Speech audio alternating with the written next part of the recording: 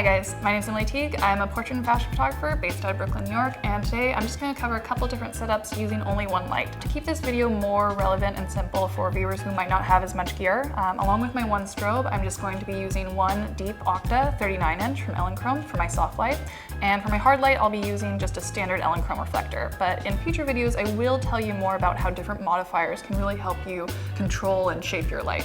For my camera, I'm using the Canon 5D Mark IV with an 85mm 1.2 lens. And then for my lighting, I'm using an Elinchrom ELC 500 for my strobe, paired with a 39-inch deep Octa and just a standard reflector. And again, that reflector I'm going to be using for the hard light to really define features. For my softbox though, it's worth mentioning, this is one of my favorite softboxes to use whether I'm on location or I'm in studio, and there's a couple different reasons for that.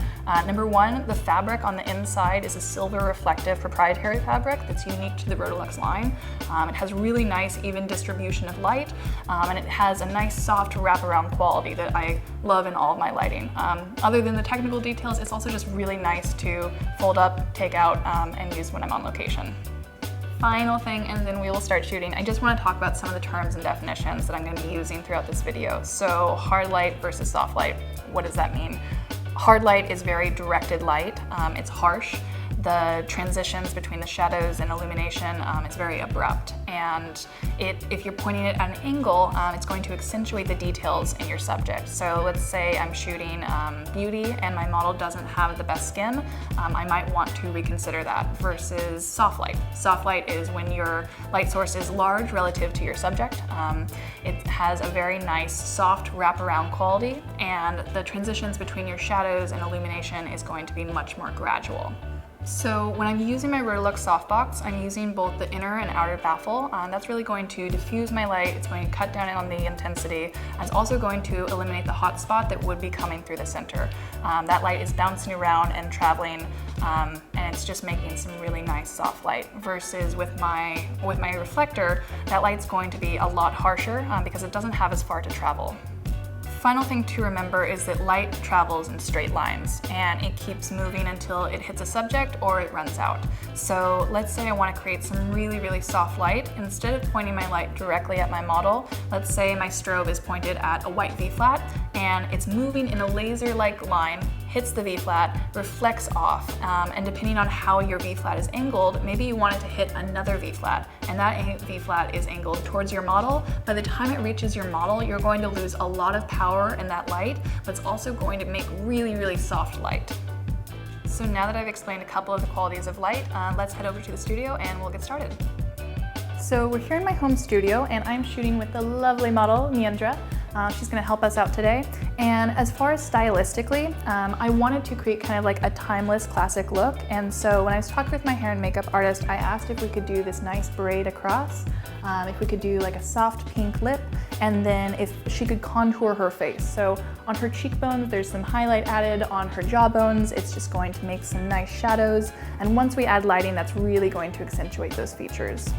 So we're going to start with some soft light, and then we'll switch over to some hard light situations. For this first look, it's something I might typically do. She's pretty much centered of my light.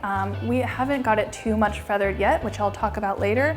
And this is just going to really highlight this side of her face while we create some nice dark shadows on this side. And then just as far as settings for you guys, my strobe is at 2.8 right now.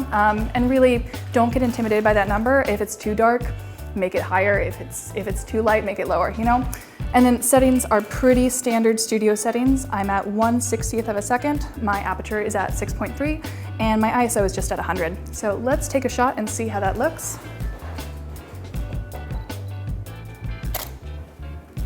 And that's looking really nice to me. So things that I'm looking for, I can see that on the right side of her face, or camera right, everything is properly lit. She has a really beautiful catch light in the upper right-hand corner of her eye, and then in the bottom left side of her face where her jawbone is, it just has this really nice shadow. And again, we talked about the gradations of illumination and shadows. You can see that across her cheekbone, that really has just such a nice transition. So let's take a few more shots just to make sure I've got what I want. And as I'm working with Meandra, she's a professional model, so she knows how to pose. But for anyone who's working with a model who's not quite as experienced, it's really helpful to give a lot of direction. And if you feel confident about direction, your model will as well. So since this is a soft, timeless, classic look, I'm just gonna say, hey Meandra, can you bring your hands to your neck with some soft ballerina fingers? And that looks beautiful. Let's do a shot like that, looking at the camera. Great. And you can see she looked at the light, and again, she's a professional model, so she knows if she's looking at that light, she's gonna get some really beautiful catch lights in her eyes. And there we go. It's just a really beautiful lighting setup. She's pretty much centered. She's a little bit off, so it's slightly feathered, but not too much. And I'm just creating a lot of beautiful light on this side, light down the middle, and the only part that I'm really creating shadows on is on the left side of her face, camera left. So I love what we're getting with this look, but let's say that shadow on camera left where her jaw is a little too strong for me. I can lessen that just by adding a V-flat in, which is what I'm gonna do. And that is going to have this light bounce off that V-flat, come back at her, and it's just going to create some really nice soft fill. Let's take a test shot. That's looking nice. So the shadows on the left side of her face just became really soft compared to, they had a little bit more of a harshness before. Let's try having her face in the same way so you can really see the difference. Let's compare that. So this is what we're getting now, and before we had this. So you can see it's a big, big difference in the shadows. It's making it really even and soft, and the transitions are even smoother than they were before. For a different look though, let's say we actually want to add to those shadows. All we're gonna do is flip that V-flat inside out. It's going to create a much, much more dark and dramatic look. Like we said before, with the white, the light was coming, it was hitting the white and reflecting back on her. The black is actually going to soak up that light, and so it's going to create even more darkness on this side. You can see it's a really dramatic difference between having that black V-flat there. It's deepening all these shadows and almost turning to black versus what we had when that white V-flat was there. For this next look, I've added back the white V-flat so I can bounce some light back into her. And before we had kind of this light coming from the right-hand side, more of like split lighting a little bit. This time I'm gonna bring it in front and I'm actually going to feather it out. So let's pull it towards us. And I'm gonna go to Meandra and see how she's seeing this. I'm gonna turn slightly. And so currently, Meandra's right here, the softbox ends right here, and so it's actually going in front of her, and instead of getting the full power from the center of this light, it's much more feathered, which is gonna make it even softer. And so we're just getting this light that's spilling out onto her. So let's see how that looks.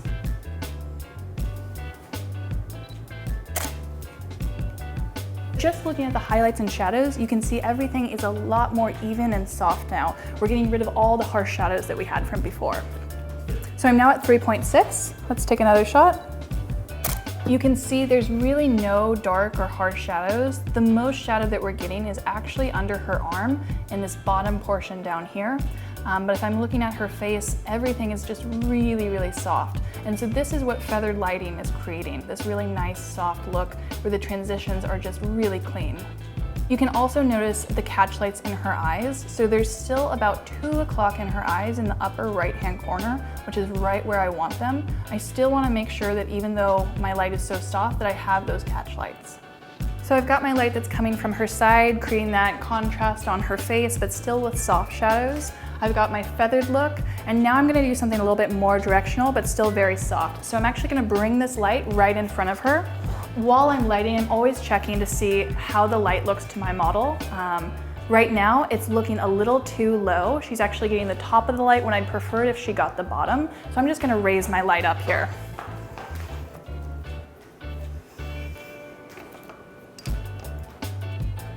Great, I'm gonna tilt it slightly more towards her so it's completely directional. Let's test that out and see how the images look. Our catch light is quite a bit smaller, we're still getting really nice soft features. And you can also see now that the light's actually in front, our background is also getting lit quite a bit more. So if you do have only one light and you want an evenly lit background, it might not be the best choice to light from the side. You might want something more coming from the front like this. Let's take a few more test shots and just play around with this.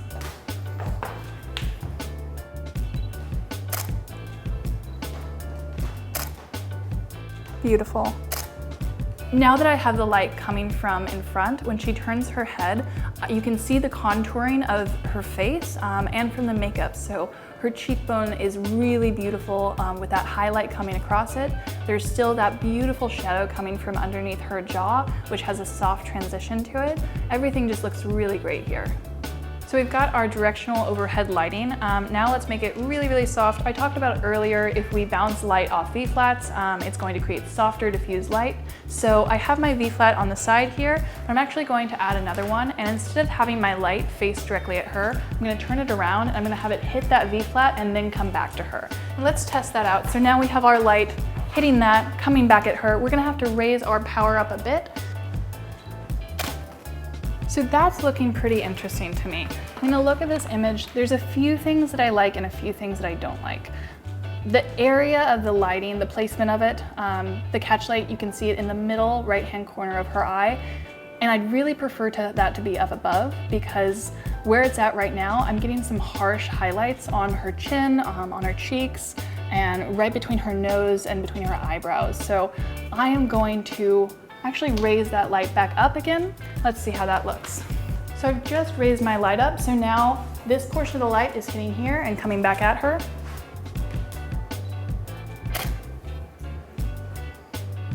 And so that's looking really nice to me. You can see we still get that shadow. Let's look at where her catch lights are at.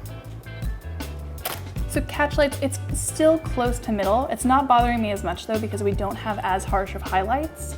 So just one more look. If we want to make it even softer though, why don't we lower our power? And you can see by lowering the power, we're getting rid of those harsh highlights. And then by raising the ISO, we're still getting her properly exposed. Although I would go a little bit higher if I was going to keep this look. So next up, why don't we try creating a little softbox around her? So our light is still going to be pointed at a V-flat to bounce back into her, and it's actually going to bounce from one V-flat to the other and back on her. So let's see how that looks. Again, the light is gonna come, it's gonna bounce back, it's gonna hit this, and it's gonna bounce back at her. So we're gonna get a lot of light around here, and because we're bouncing it off of the V-flat instead of directionally at her, it's also going to be a lot softer than it would be. Beautiful. So we're still getting more light where on the right-hand side where this light is coming from and where it's bouncing back into her. You can see on this side, it's still very, very soft. And if we want to even that out just a little bit more, we'll just pull it in front slightly. Some of the light is going to bounce onto this white V-flat and come back at her. We're also going to feather a little bit more onto her face. So you can see we just have a really beautiful even look here. It's very light and dreamy. But this one's still quite a bit softer. You can see all over her face is very light. Even the shadows on her face, on this area by her cheek, it's still really nice and light. As far as catch lights, they're a bit small, but they are right where I want them, in that top right-hand corner around 2 o'clock.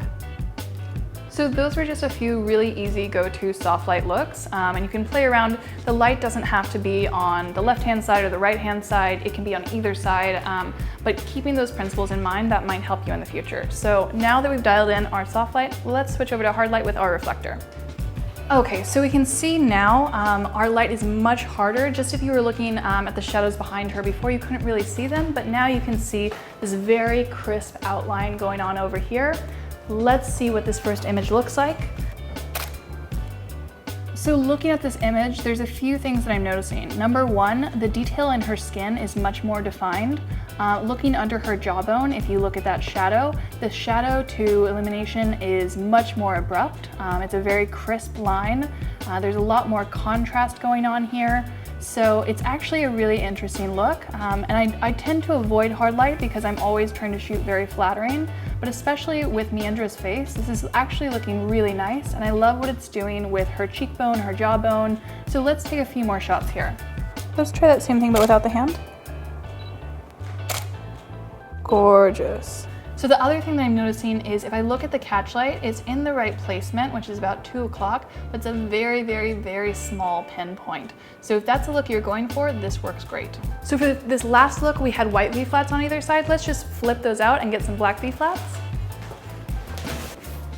Now that we're good with that, I am going to try raising this even more. Let's try that. This is probably gonna get really harsh. Let's see how it looks. So you can see the shadow underneath her jawline got even darker. The catch light in her eye is more at about 1 o'clock instead of 2 o'clock like it was at before. That shadow behind her also got much, much darker. You can see the shadow under her sleeves where there's just this really crisp line. So there's a lot more contrast all over in this image. So let's try taking a couple more. So I like to shoot from below a lot, just because it really gives my models this feeling of power. However, if I'm shooting from below and my light is at this angle and I have my model looking at me, it's going to really just make her eyes look as dark as possible. So I can either have her look at the light or I just won't shoot as low this time. That's beautiful. That looks great. So we're gonna try one last look. This is gonna be a little bit more split lighting. I'm gonna take away this black V-flat and I'm going to replace it with my light on her camera right-hand side. And you can see we have our modeling light on. When our light is this harsh, we can actually see the shadows on her face. So it means you tilt your head up slightly, stay right there. You can see this side is all lit up. And then if we're looking on her left-hand side, based on where we have our light, it's actually creating a Rembrandt, which is that little upside down triangle right below her eye on camera left. So let's take a picture and see how that's looking. So it's a really, really dramatic look. It's very different than the lighting that I would normally do, but it is a look. Let's try a couple more things with this. So again, very dramatic. Even her eyelashes are creating these very harsh shadows. Her little pieces of hair hanging down are creating shadows, and there's a very bright highlight next to her nose.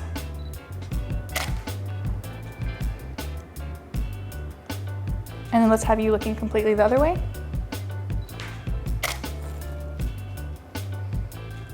Okay, so we're getting these really, really harsh shadows and bright highlights. Let's try from right about here and see how that's looking. So it's pulled back quite a bit. Beautiful. And so you can see everything in here is very, very dark. Her skin, the detail is super defined. We have a lot of dark shadows going on. Again, not a look that I would normally use, but nonetheless, still a hard light look. So if you follow my work, you'll probably notice I don't often shoot with hard light. In these images, everything's properly exposed. It looks good, it's just not my style. The earlier looks are really what I'm more drawn to, but really you can do so much with just a single light, and I hope a couple of these setups help show you that. Another thing to note, I have my light on camera right pretty much my entire shoot. That's just because of where my outlet is though. You can easily switch the light to camera left and just really play around. So let's go look at a couple of these images. So hopefully that helps show you guys just a couple different one light setups, and most importantly, just play around. Take your light, move it all around the model, see what looks best. Point it at a ceiling, point it at a wall, have it bounce off white surfaces, or if you want to subtract light, bring in a black V-flat, bring in a black fabric, and just really start crafting light with your images. In future videos, I will go much more in depth with how different modifiers actually shape your light and what you can do there. But in the meantime, let me know if you have any questions, and I will catch you guys soon.